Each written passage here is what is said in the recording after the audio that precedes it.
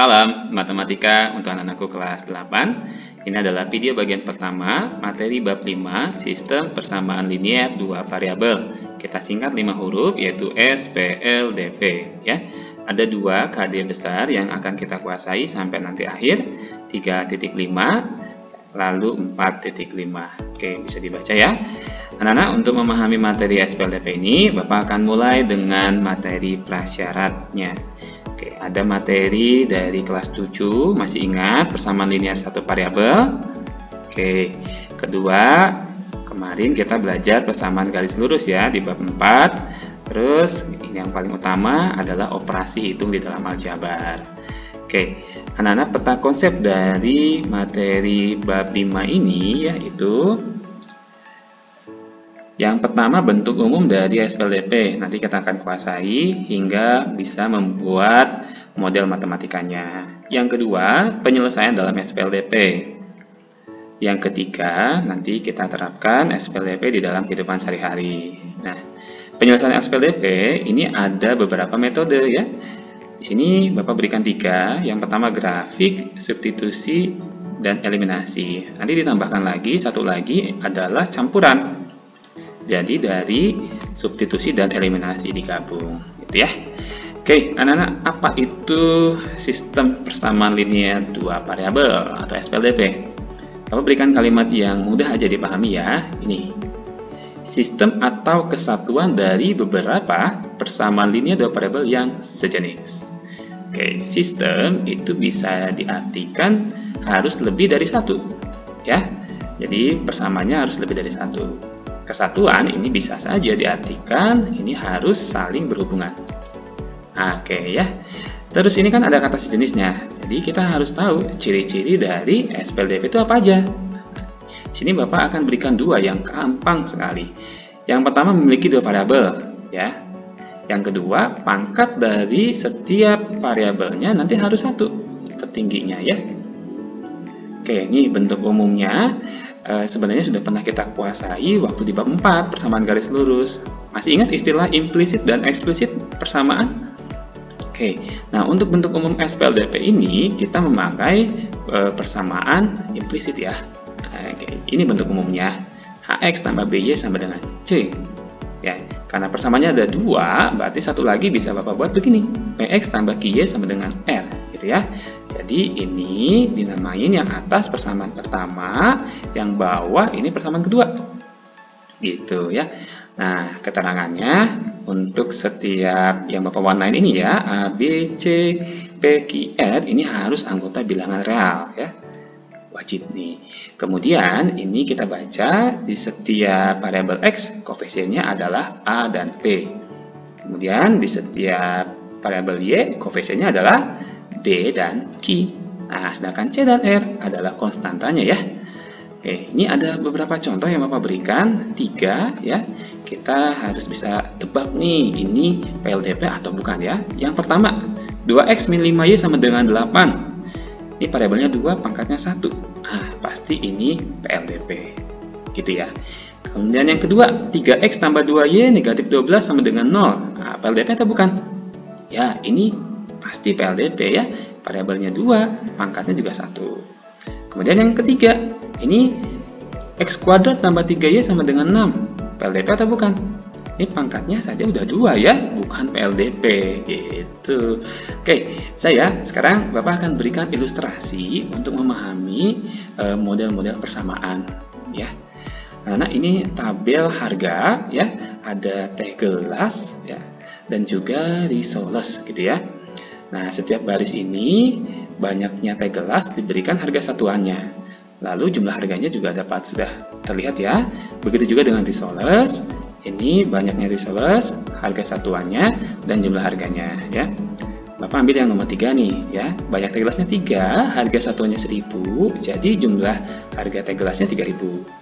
Nah, untuk yang risoles, banyaknya risolesnya 3, harga satuannya 1500, maka jumlah harganya jadi 4500. Maka total semuanya 3 teh gelas dan 3 risoles adalah 7500. Dari 3000 ditambah 4500. Nah, paham ya sampai sini ya? Oke. Nih, jika ada 2 orang membeli teh gelas dan risoles dari toko tersebut. Ini belum Bapak isi. Nah, ini belum Bapak isi nih. Nah, misalnya ya, yang pertama ini berapa harga 5 teh gelas dan 4 risoles? Gitu ya. Yang kedua, ini berapa harga 7 teh gelas dan 6 risoles? Nah, ini ya berarti yang masih belum diisi ya.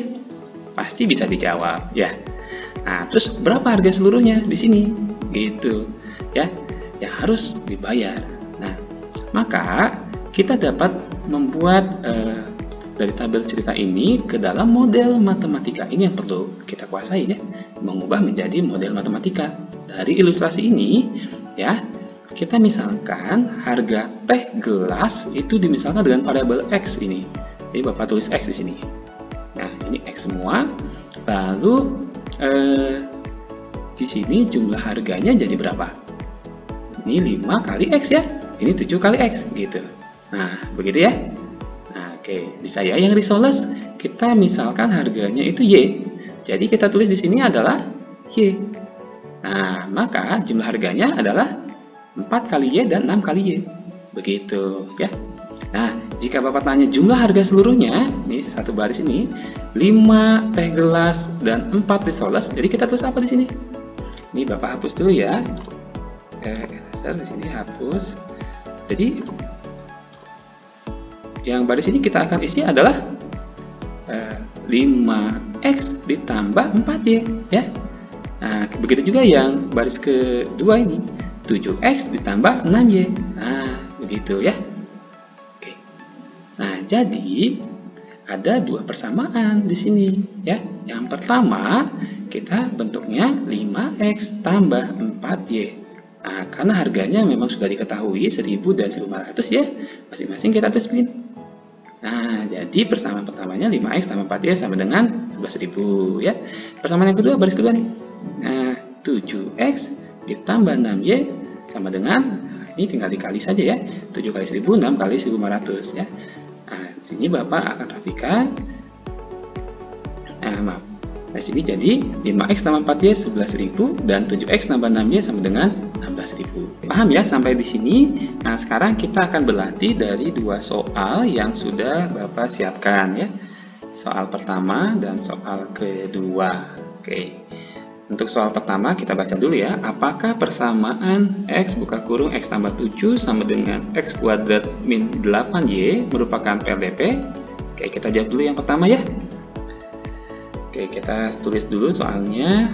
Nah, kalau dari sekilas ini karena pangkatnya 2, kita bisa saja sebut ini bukan PLDP. Tapi kita lihat nih, ini harus diselesaikan dulu ya. Bentuknya harus diselesaikan dulu perkalian distributif ya. X kali X, lalu X kali 7 menghasilkan X kuadrat tambah 7X. Yang kanan tetap ya. Oke.